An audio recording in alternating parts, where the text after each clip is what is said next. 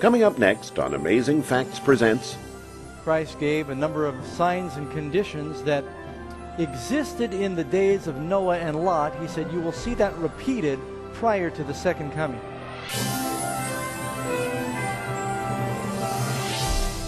For over 40 years, Amazing Facts has been dedicated to sharing God's Word through media. This program features highlights from some of our best television broadcasts.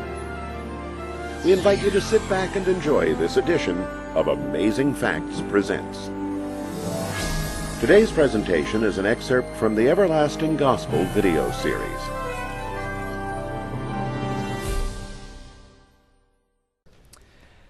Our message this morning is dealing with the subject of the days of Noah and Lot. I thought it was really relevant for us to consider this very important warning that Jesus gave to the world regarding his second coming. And during our scripture reading, Christ gave a number of signs and conditions that existed in the days of Noah and Lot. He said, you will see that repeated prior to the second coming. I love history. It's one of the only subjects I did well in school because it's made up of stories, and I like the stories I always remember very well. And Rome was, of course, the greatest empire of the world in its glory, which was largely during the time of Christ. From Julius Caesar through the 40-year reign of Augustus Caesar, that was really Rome in its prime in many respects. The territory reached through the Mediterranean, Spain, finally off into Great Britain and parts of Persia, Egypt. Tremendous empire. We always think of Rome and the decadence of Rome, but for a while there, Rome was a very well-run, organized, moral culture. They called it Pax Romana, the Roman peace. Divorce was prohibited, greatly frowned upon. They respected freedoms, especially among Roman citizens. There was a lot of morality. The Roman soldiers were the police force, and laws were enforced, and freedoms were respected, and it was, for the day in which they existed, somewhat of a moral empire. But with success came prosperity, and with prosperity, slowly the morals began to erode. And a lot is said about the fall of Rome, because we know that when Babylon fell, it fell in a decisive battle with Medo-Persia. We know that when the Persians fell, they fell in a decisive battle with Alexander the Great. And the Greek Empire fell to the Romans. But when Rome fell, it's been the subject of a lot of study. It was a crumbling. It was like an erosion. It happened little by little. It wasn't one battle where someone came and conquered Rome. Though many like Hannibal tried, they had failed. In his classic, Edward Gibbon wrote regarding the fall of the Roman Empire, he attributes the fall to 5 things. And here's what they are. And see if you see any similarity between these things that pre-existed before the fall of Rome and what's happening in our nation and world today. The undermining of the dignity and the sanctity of the home. Does that exist in the world today? It seems like instead of parents having the responsibility for the children, that's being shunted over to the government and the state. The increasing taxes and the spending of public money for bread and circuses. This is what was happening in Rome. One of our founding fathers, I can't remember which one, he said that as soon as the people realize they can vote themselves benefits from the national treasury, we're doomed. And when the people realize they can vote in people that will give them benefits, we're doomed. I think that day has come. Point number 3, Gibbon said in his book, the mad craze for pleasure with sports becoming exciting and more brutal. Of course, you know what happened in the Colosseums with the entertainment and the gladiators and the persecution of the Christians. Do we have sports becoming more brutal? The extremes? Extreme everything now. The building of armaments when the real enemy was the decadence of the people. The decay, in point number 5, was the decay of religion with faith fading into mere form, but true morality in religion was lost. All these things we can see existing in the world today. Philip Myers, in his book, Rome, Its Rise and Its Fall, he observed, speaking of the fall of Rome, almost from its beginning, the Roman stage was gross, and immorality was one of the main agencies to which must be attributed the undermining of the originally sound moral life of Roman society. So absorbed did the people become, speaking of in the stage, in theatrical performances, so absorbed did people become with DVDs in ancient Rome. I'm just wondering if you're listening.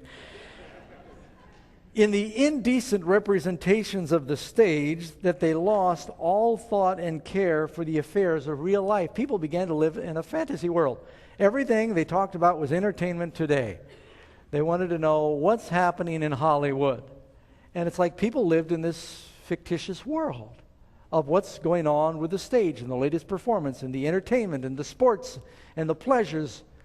And I thought that was interesting because it reminds me of the statements that Jesus makes regarding the last days. And by the way, Jesus is not the only one. 2 Timothy 3, verse 1 through 5, Paul describes conditions in the world prior to the second coming. Oh, why am I preaching this message? It's because I think we're near the end of the world. And I want you to think about the signs that the Lord is giving us socially. 2 Timothy 3, verse 1, but this know that in the last days perilous times will come. What is the peril? Men will be lovers of money, lovers of themselves, lovers of money. By the way, what is God? God is love for others. What is sin? It's the opposite of God. Sin is love for self. So where you've got a lot of love for self, you've got a lot of sin. Lovers of themselves, lovers of money, boasters, proud, blasphemers, disobedient to parents, unthankful, unholy, unloving, unforgiving, slanderers, without self-control, brutal, despisers of good, traitors, headstrong, haughty, lovers of pleasure more than lovers of God, having a form of godliness, but not denying its power. They still got the form of religion. Did the people that crucified Jesus have a form of religion? A lot of religious rite, ceremony, ritual, but not the power of love. And from such turn away. I'd like to return to the passage in Luke that we started with, and I want to bring to your attention the specifics that Jesus mentions. Luke 17, this is one of the places in Luke where Jesus tells about signs before the second coming. It's also in Luke 21, Luke 17, Luke 21. Then, of course, the other passages are Matthew 24, Mark 13. Those are the four primary places where Jesus gives signs and conditions in the world prior to the second coming. Here we are in Luke 17, verse 26. And as it was in the days of Noah, so will it be also in the day when the Son of Man is revealed. They ate, they drank, they married wives, they were given in marriage, until the day that Noah entered the ark and the flood came and destroyed them all, right up till that time.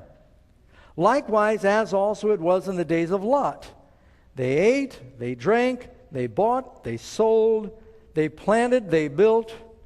But on the day that Lot went out from Sodom, it rained fire and brimstone from heaven and destroyed them all. Even so will it be in the day when the Son of Man is revealed. So Christ is commanding us to understand his return, to consider what happened back then, because there are many parallels that we can learn from. Now listen to the specifics I've itemized here. Eating? Anything wrong with eating? If so, try and give it up. I mean, you got to eat, right? Drinking?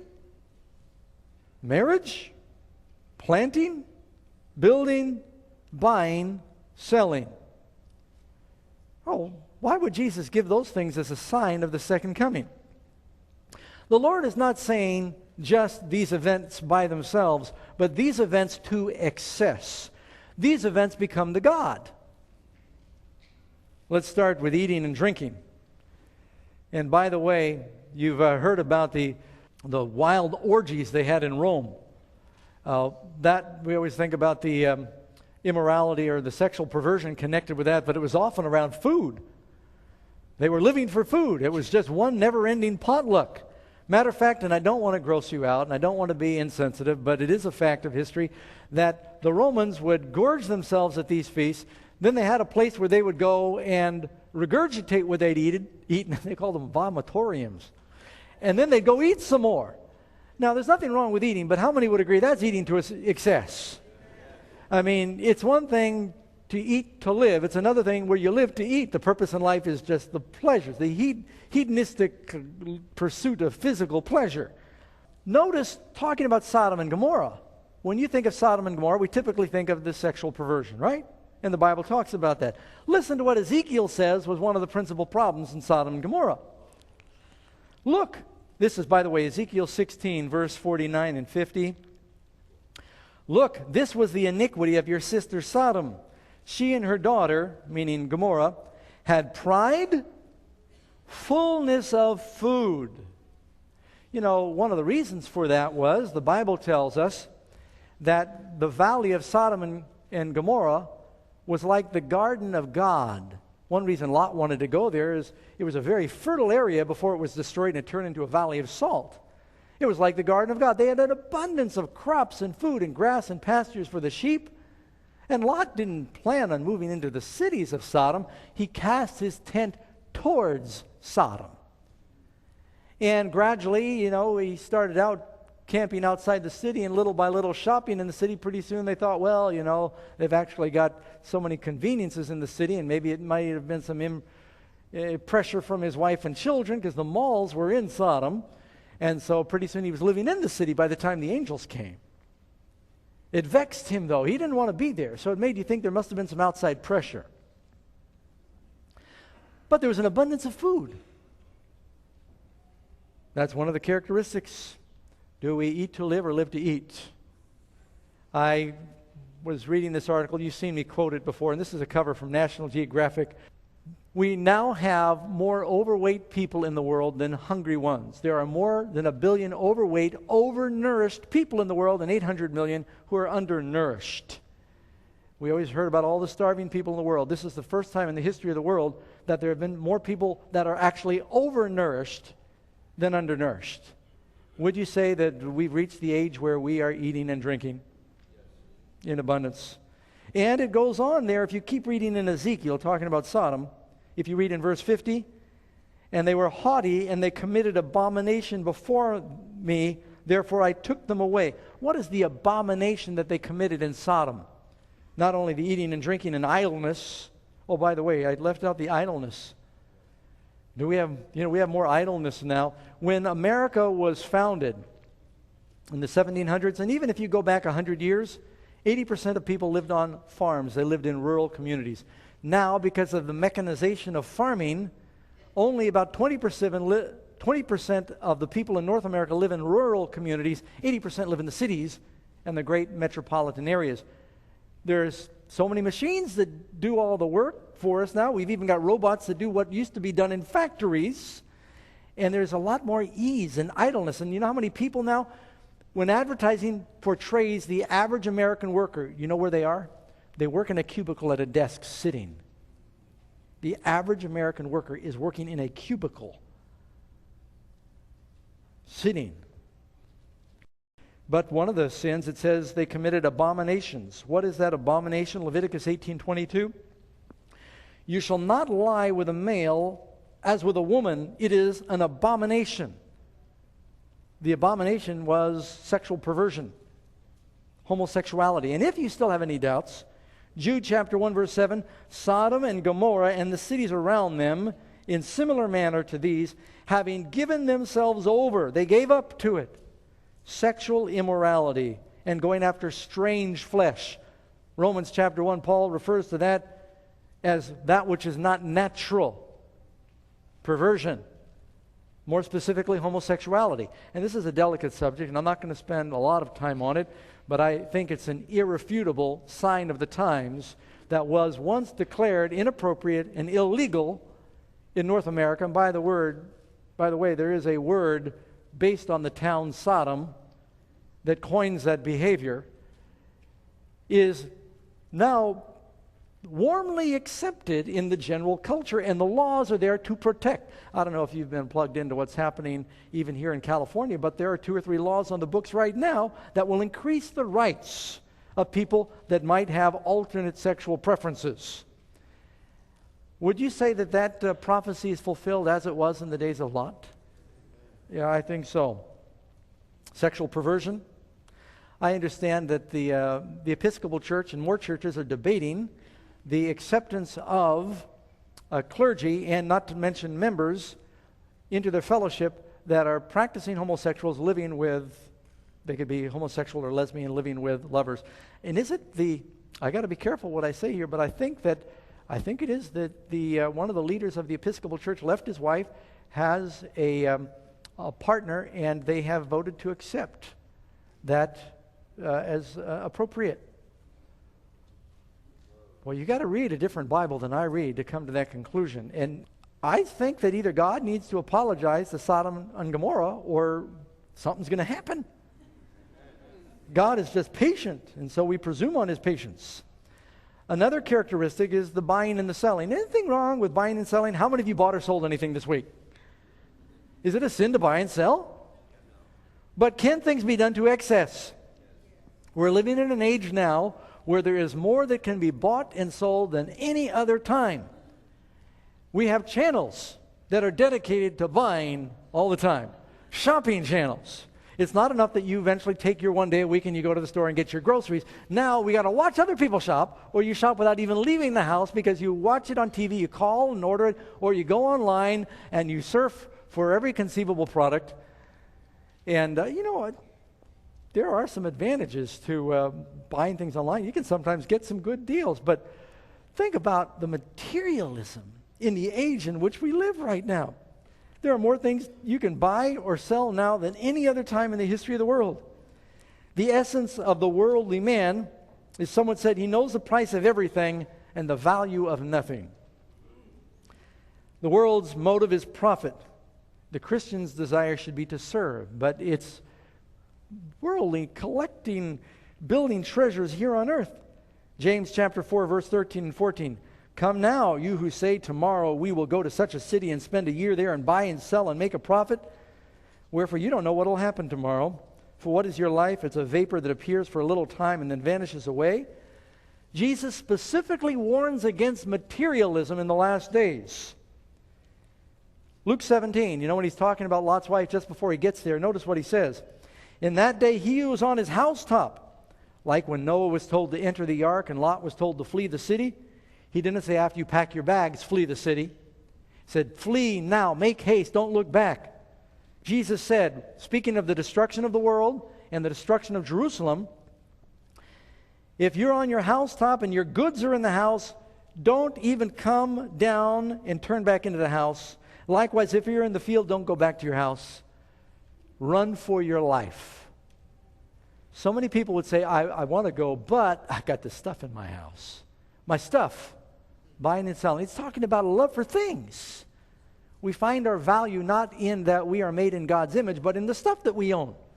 And let's face it, a lot of people feel like you got to keep up with society. And one of the reasons that we are largely a world in debt right now is because of the pressure to live above the standard of our earning. And so we borrow for everything. And you're encouraged to do it. I want to close by touching again on Lot's wife. The Bible tells us when the angels came to Lot, it came to pass when they brought him outside, they said, escape for your life. Do not look behind you. Do not look behind you, nor stay anywhere in the plain. Escape to the mountains, lest you be destroyed. But his wife looked back behind him, and she became a pillar of salt. Why did she look back? First of all, God is telling us, if you choose to follow Christ, don't look back. If any man puts his hand to the plow and looks back, don't look back. Say, I'm going all the way, and I'm never going to reconsider. I thank the Lord by his grace. I bounced from one thing to another, all these different religions, until I found Christianity, and by his grace, I have never considered any other religion, because there is nothing else. And I haven't looked back. I've gone up and down a little bit, but I've not looked back. And we all have sometimes it's one step forward, 2 steps back, 3 steps forward, 1 step back. But I think I'm making progress, but I'm not looking back. I think part of the reason she looked back, she had loved ones in the city. Some of her kids, they mocked Lot when he said, flee, God's going to destroy this place. They mocked their father-in-law. She had kids there, and you'd think that'd be natural. But the Lord said, you must not love them more. Don't look back. Maybe her possessions were there. You know, you think, and go back to your house. Thing is that God says, don't look back. When you choose to follow Him, our kingdom needs to be somewhere else. It's interesting also, in the days of Noah, the lost were unwilling to move off of their position. There were probably a lot of people who watched Noah build the ark. And they said, you know, the world is wicked. I'm going to have there's plenty of room on that ark. I'll plan on getting on board. When I see the clouds gather, when the rain starts, I'm going to get on board. But did it ever happen that way? The door was shut by the Lord before the rain ever began. They wouldn't move at the right time when they were called. Noah made an appeal, stood in the door of the ark, and said, come. And they said, oh, the sky's clear. You must be kidding. Now? Come now? And they said, no, well, we'll wait. And when we see the water starting to gather, then we'll come. But God shut the door, and that was it. Probation was closed. They wouldn't move out of Sodom. They just were stuck in the rut of saying, well, you know, one of these days, but they waited too long. You know, I thought it would be healthy to look at the contrast between Lot and Noah. I want to be saved like Noah. Look at the difference. Lot was saved by the skin of his teeth. Noah was complete cooperation. Noah invested all in God's work and had no regrets about his investment. It floated during a great economy recession, didn't it? His investment. Lot waited too long and he lost his whole investment. Lot chose the life of convenience and made no preparation for the future. Noah followed a life of hardship and holiness. As a result of that, his family was saved. Noah devoted his life to involving his family in his work, and they were saved. Lot waited to the end, and it's questionable whether even his daughters were saved, even though they got out of town with him. God is inviting us to build an ark. Noah stored away the ark for the flood to come. We need to store away food, don't we? For that time of trouble, that flood that's coming. Those that listened, they were preparing an ark. We need to be preparing an ark, don't we? In our families, be building. In our church, isn't our church supposed to be an ark? That's why we keep doing evangelism here, and I'm glad you folks don't get tired of seeing other people come to the Lord. I can just look around and see so many of you who've come just in the last few years, and your lives are changed by the gospel. It'll be nice to have more room for people. Folks end up coming to Central, we run out of room, and then they transfer to other churches, which is okay, but we want to be a place where people are coming to the Lord. I started talking about Rome. I might end talking about Rome. I'll never forget when I went to a place called Pompeii. I was 16 years old when I was living on that boat that went through the Mediterranean, and they showed us the ruins. It's now one of the most popular tourist attractions in Italy. Back in 79 AD, it was the Sodom of the Roman Empire, Pompeii. It's where the soldiers went for R&R. They can tell from the frescoes that are still on the walls in this ancient city that there was a lot of immorality. They even have a bordello there with all the paintings on the wall. I can't show you pictures of that, but they're there. And very immoral life. I also think it's interesting that the same Roman legion that had been under Titus that had destroyed Jerusalem in 70 AD were now vacationing in 79 AD when Mount Vesuvius erupted violently and the city was suddenly covered by ash. And it was an example of a catastrophic judgment that fell on that city.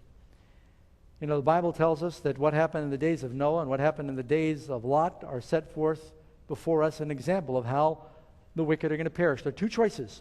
We are delivered from temptation or reserved for judgment.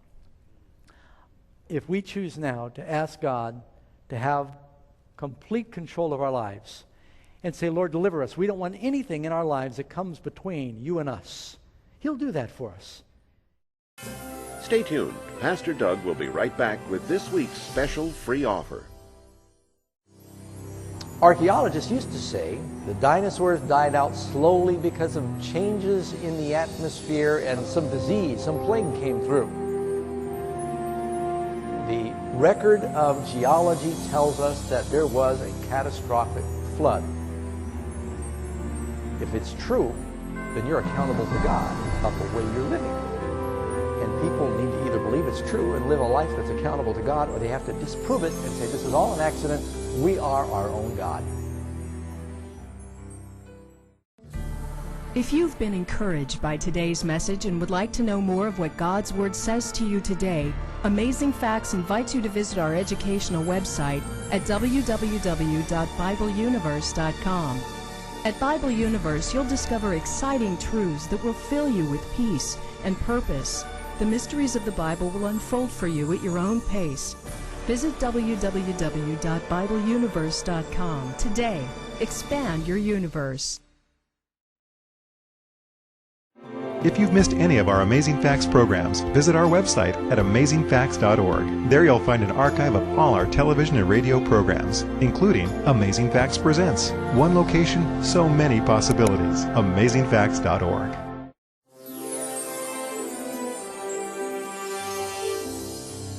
Friends, the Bible tells us that we have a spectacular homecoming to look forward to in the very near future.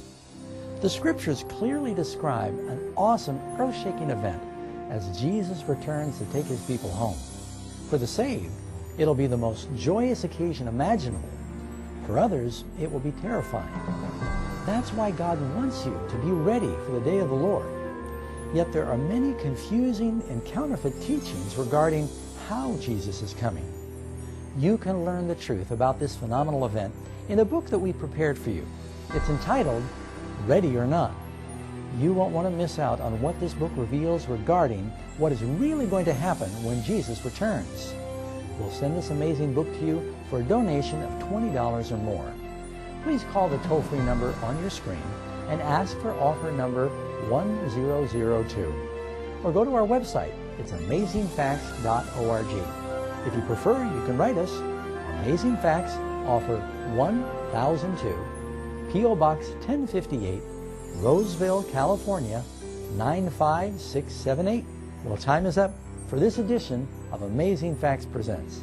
Until we meet again, remember, Jesus is the truth that will set you free. Just call the toll-free number on your screen and be sure to note the offer number when you make your request.